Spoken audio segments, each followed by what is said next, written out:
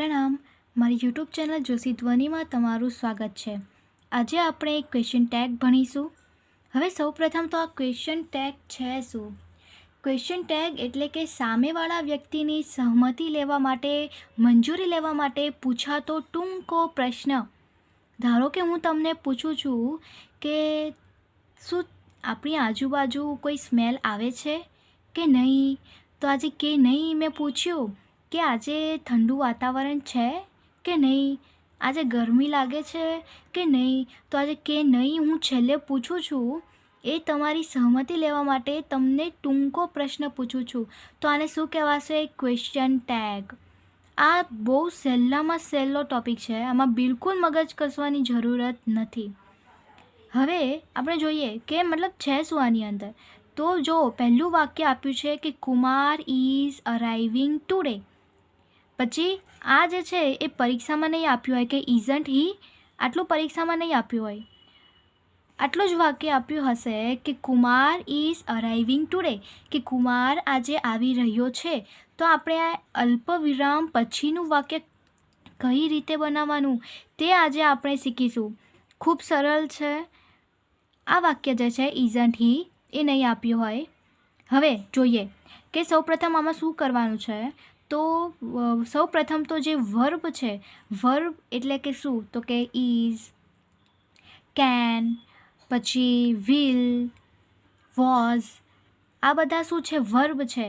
તો જે વર્બ હોય એ વર્બને તમારે અલ્પવિરામ પછી મૂકવાનો છે। હવે જો વાક્ય હકારાત્મક હોય, હવે ધારો કે કુમાર ઇઝ અરાઇવિંગ ટુડે, તો આ વાક્ય શું છે? પોઝિટિવ છે।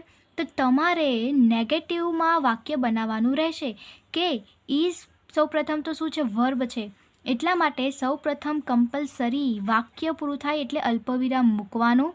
ત્યારબાદ વર્બ કયો છે? ઇઝ છે, તો આપણે લખવાનું ઇઝન્ટ।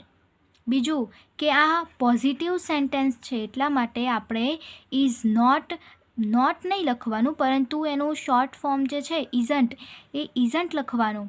ત્યારબાદ આપણે જોવાનું કે આ વાક્યમાં સબ્જેક્ટ કોણ છે? સબ્જેક્ટ એટલે કે આ વાક્યમાં કર્તા કોણ છે? આ વાક્યમાં ક્રિયા કોણ કરે છે? તો કે કુમાર કરે છે। તો કુમાર શું છે? છોકરો છે। હવે કુમારને આપણે અહીંયા લખી શકીએ નહીં, આપણે કુમારની જગ્યા પર પ્રોનાઉન યુઝ કરવાનું। છોકરી હોય તો સી, છોકરો હોય તો હી। હવે બે બહુવચન હોય, બે વ્યક્તિઓ હોય તો વી, ધે, મતલબ એવી રીતે આપણે લખી શકીએ। તો એને શું કહેવાશે? પ્રોનાઉન। હી, શી, ઈટ, આ શું છે? પ્રોનાઉન। તો ત્યારબાદ ઇઝન્ટ લખાઈ ગયું, ત્યારબાદ પ્રોનાઉન યુઝ કરવાનું કે કુમારને શું કહેવાશે? હી કહેવાશે। ત્યારબાદ આપણે પ્રશ્નાર્થ ચિહ્ન મૂકવાનું, કારણ કે જુઓ ક્વેશ્ચન ટેગમાં જો પ્રશ્નાર્થ ચિહ્ન જ નહીં મૂકીએ, જો ક્વેશ્ચન ટેગ જ નહીં મૂકીએ તો 101% તમારો માર્ક કટ થશે જ। તો ક્વેશ્ચન ટેગ તો તમારે મૂકવાનું જ રહેશે। આપણે ફરીથી જોઈએ કે અલ્પવિરામ પહેલાં તો તમારે મૂકવાનું, ત્યારબાદ જો પોઝિટિવ વાક્ય હોય તો નેગેટિવમાં બનાવવાનું, અને નેગેટિવમાં મૂકતી વખતે આપણે નોટ તો ભૂલવાનું જ નહીં, અને જો શોર્ટ ફોર્મ બનાવીએ તો એન, ટી અને આ જે ચિહ્ન છે એને નહીં ભૂલવાનું, નહીં તો માર્ક કપાઈ જશે। ત્યારબાદ પ્રોનાઉન જે મૂક્યું છે એટલે કે હી, શી, ઈટ, એના પછી પ્રશ્નાર્થ ચિહ્ન પણ ફરજિયાત મૂકવાનો। હવે આપણે આને એક સ્ટ્રક્ચર દ્વારા સમજીએ। જુઓ આ એક સ્ટ્રક્ચર બનાવ્યું છે, ખૂબ જ ઇઝી છે। ધારો કે વાક્ય પોઝિટિવ હોય એટલે કે આપણે પહેલાં જ જે પ્રશ્ન હતો એને જ આપણે લઈએ કે કુમાર ઇઝ અરાઇવિંગ ટુડે, તો હકારાત્મક છે, તો આપણે એને નેગેટિવમાં બનાવવાનું। હવે નેગેટિવમાં બનાવતા હોય તો એન, ટી, આ જે નોટનું ટૂંકું રૂપ છે એને જરૂર લખવાનું। આખું ઇઝ નોટ લખવાની જરૂર નથી, તમારે ઇઝન્ટ લખવાનું રહેશે। કેન આપ્યું હોય તો કેન નોટ નથી લખવાનું, કાન્ટ લખવાનું છે। હવે જો હેવ આપ્યું હોય તો હેવન્ટ લખવાનું છે। હેઝ હોય તો હેઝ નોટ નથી લખવાનું, હેઝન્ટ લખવાનું છે। આર આપ્યું હોય તો આર નોટ નથી લખવાનું, આરન્ટ લખવાનું છે, બરાબર। તો પહેલું જે વાક્ય છે કુમાર ઇઝ, તો એમાં ઇઝ શું છે? વર્બ છે।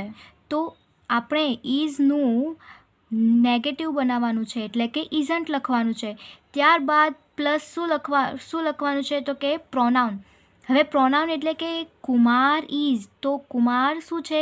કર્તા છે, એ કર્મ કરે છે, તો સબ્જેક્ટ કુમાર છે. હવે કુમારને આપણે પ્રોનાઉન લખવાનું છે, એટલે કે કુમાર છોકરો છે તો આપણે હી લખવાનું રહેશે. એટલે પ્લસ હી પ્લસ પ્રશ્નાર્થ ચિહ્ન તો કમ્પલસરી લખવાનું રહેશે. હવે ત્યારબાદ માની લો કે આ કુમાર ઇઝ નોટ અરાઇવિંગ ટુડે એવું આપ્યું હોય, એટલે કે નકારાત્મક વાક્ય આપ્યું હોય, તો શું કરવાનું રહેશે? તો કે કુમાર ઇઝ નોટ.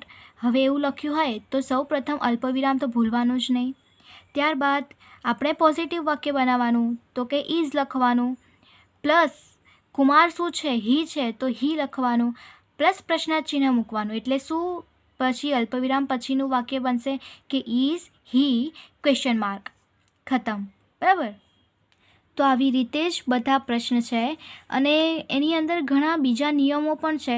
ભૂતકાળમાં આપ્યા હોય તો ડીડ લખવાનું, જે આપણે બીજા વિડીયોમાં જોઈશું. ધન્યવાદ. જય શ્રી કૃષ્ણ. જય હિન્દ. જય ભારત.